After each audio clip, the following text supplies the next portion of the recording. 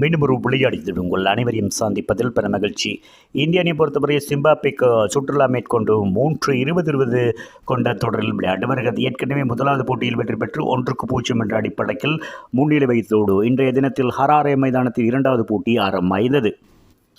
இந்த போட்டியை பொறுத்தவரை நாணய சுழற்சி வெற்றி பெற்றது சிம்பாப்வே அணி முதலில் தமது அணியை துடுப்படுத்தாடாமல் பந்து வீச்சை தேர்வு செய்தது. அதன் அடிப்படையில் இந்தியா வீரர்கள் ஆட்டுக்களம் அணிந்திருந்தார்கள். ஆரம்ப துடுப்பாட்ட வீரராக அபிஷேக் சர்மா மற்றும் சூரியவன்ஷி ஆகிய இருவரும் மீண்டும் ஒரு சிறப்பான இணைப்பாட்டம் அமைக்கும் பட்சத்தில் சிறப்பான ஓட்டங்களை பெறக்கூடிய வாய்ப்பாக அமையும் என்ற அடிப்படையில் ஆடுகள் முனைந்த வழக்கில் அபிஷேக் சர்மா 8 ஓட்டங்களோடு ஆட்டம் இழந்தார். சூரியவன்ஷி மீண்டும் ஒரு அதிரடியான ஆரம்பத்தை தொடங்கியிருந்த வழக்கில் 9 பந்துகளில் 4 ஓட்டங்கள் 3-6 ஓட்டம் 1 இடங்களாக 20 ஓட்டங்களை பெற்று ஆட்டம் இழந்து மாற்றம் அளித்திருந்தார்கள். முதல் 3 பந்தோர்களில் 2 விக்கெட்டுகளை மொத்தமாக 29 ஓட்டங்களுக்கு இழந்து தடுமாறி இருந்தது.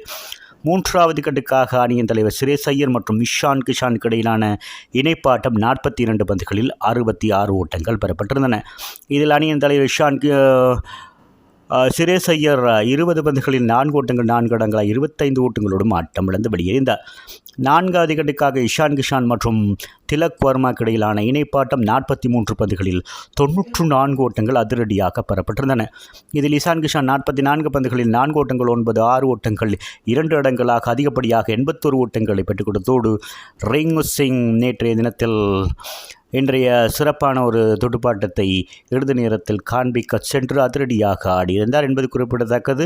8 பந்துகளில் 6 ஓட்டம் 3 இடங்களாக 12 ஓட்டங்களோடும் ஆட்டம் இழந்திருந்தார். திலக் வர்மா 29 பந்துகளில் இறுதிவரை ஆட்டம் இழக்காது 4 ஓட்டங்கள் 5-6 ஓட்டங்கள் 3 இடங்களாக 60 ஓட்டங்களை பெற்றுக் கொடுத்தனர். ஆட்டம் இழக்காது சிவம் தூபே 6 ஓட்டங்கள் ஆட்டம் இழக்காத படைகள் நிர்ணயிக்கப்பட்ட 20 ஓவர்களில் இந்திய அணி 5 விக்கெட்டுகளை மாத்திரம் இழந்து 219 ஓட்டங்களை பெற்றுக் கொடுத்திருந்தது. ஆகவே இந்திய அணி சிறப்பான ஒரு சாதனை மீண்டும் நிலைநாட்டியிருக்கிறது என்பது குறிப்பிடத்தக்கது.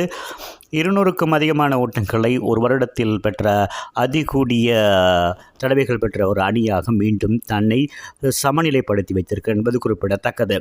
ஏற்கனவே 2026ஆம் ஆண்டு மொத்தமாக 9 தடவைகள் இந்திய அணி 200க்கும் மேற்பட்ட ஓட்டங்களை 20 போட்டிகளில் பெற்றுக் கொடுத்த சாதனையாக இருக்கிறது.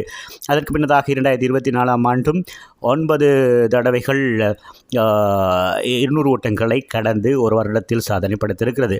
ஆகவே இன்னும் ஒரு தடவை மாத்திரம் பெற்றால் இந்த சாதனையை நிலைநாட்டக்கூடிய வாய்ப்பு மீண்டும் ஒரு புதுப்பிக்கக்கூடிய வாய்ப்பாக அமையும். 3வது இடத்திலும் இந்திய அணி 2023ஆம் ஆண்டு 7 தடவைகள் 200 ஓட்டங்களை கடந்து சாதனை படைத்திருந்தது என்பது குறிப்பிடத்தக்கது. அத்தோடு சிம்பாப்வே அணிக்கு எதிராக 200 ஓட்டங்களை கடந்த 3வது சந்தர்ப்பமாகவும் மாறியிருந்தது என்பது குறிப்பிடத்தக்கது. சிம்பாப்வேக்கு எதிராக 3வது அதிகூடிய ஓட்டமாகவும் இன்றைய தினத்தில் இந்த 219 ஓட்டங்கள் காணப்படுகிறது.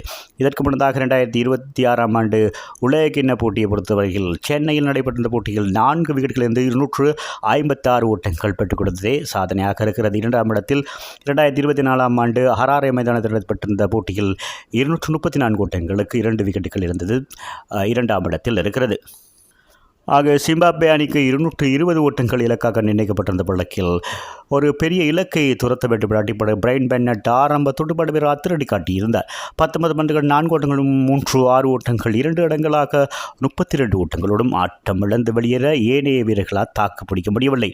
மறுமான் 24 ஓட்டங்கள், ரியான் பால் 20 ஓட்டங்கள், பிராட் ஈவன்ஸ் 19 ஓட்டங்கள், பேன்கரன் 1 மற்றும் டியான் மேயர் 12 ஓட்டங்கள், சிகாண்டர் அசானியின் தலைவர் 0, வெஸ்லி மதவேரா 2 ஓட்டங்கள், பிளஸிங் மருபானி ஆட்டம் இழக்காது 7 ஓட்டங்களோடு இருந்த வழக்கில் 17.5 பந்து வீச்சு 129 ஓட்டங்களுக்கு இந்திய பந்து வீச்சை சமாளிக்க முடியாமல் 90 ஓட்டங்கள் வித்தியாசத்தில் அந்த போட்டியில் வெற்றி பெற்றிருக்கிறார்கள் என்பது குறிப்பிடத்தக்கது. இந்திய அணி சிம்பாப்வே அணியை பொறுத்தவரையில் மோசமான 4வது தோல்வியை இந்த போட்டியில் பதிவு செய்திருக்கிறார் என்பது குறிப்பிடத்தக்கது. 90 ஓட்டங்கள் வித்தியாசத்தில் தோல்வியடைந்த காரணத்தால் இதற்கு முன்னதாக மேற்கிந்திய தீவுகளோடு 2026ஆம் ஆண்டு உலகக்கிண்ண போட்டிகள் 107 ஓட்டங்களால் தோல்வியடைந்ததே மோசமான தோல்வியாகும் சிம்பாப்வேயால் இருக்கிறது என்பது குறிப்பிடத்தக்கது. இந்திய பந்து வீச்சாளர் பொறுத்த அபிஷேக் சர்மா 2.5 பந்து வீச்சு 17 ஓட்டங்கள் 3 விக்கெட்டுகள், யாஸ் தாக்கூர் 4 ஓவர்களில் 30 ஓட்டங்கள் 2 விக்கெட்டுகளையும், பிரின்ஸ் யாதவ் 1.2 பந்து வீச்சு 10 ஓட்டங்கள் 2 விக்கெட்டுகளை வீழ்த்தியிருந்தாலும் காயம் காரணமாக வெளியேறினார். ராய் பிஸ்னோய் மற்றும் சிவம் தூபே, திலக் வர்மா தலா ஒரு விக்கெட்டுகளையும் வீழ்த்தியது குறிப்பிடத்தக்கது. இந்த போட்டியில் சிறப்பாக செயற்பட்டு 44 பந்துகளிலே 81 ஓட்டங்கள் அதிரடியாக பெற்றுக் கொடுத்த இஷான் கிஷான் இந்த போட்டியின் சிறப்பாட்டக்காரராக தெரிவானார் என்பது குறிப்பிடத்தக்கது. மீண்டும் ஒரு விளையாடி உங்களை சந்திக்கும் வரை உங்களிடமிருந்து விடைபெறுவது உங்கள் அன்பின் பதுலை தாஸ். வணக்கம் அன்பு சொந்தங்களே.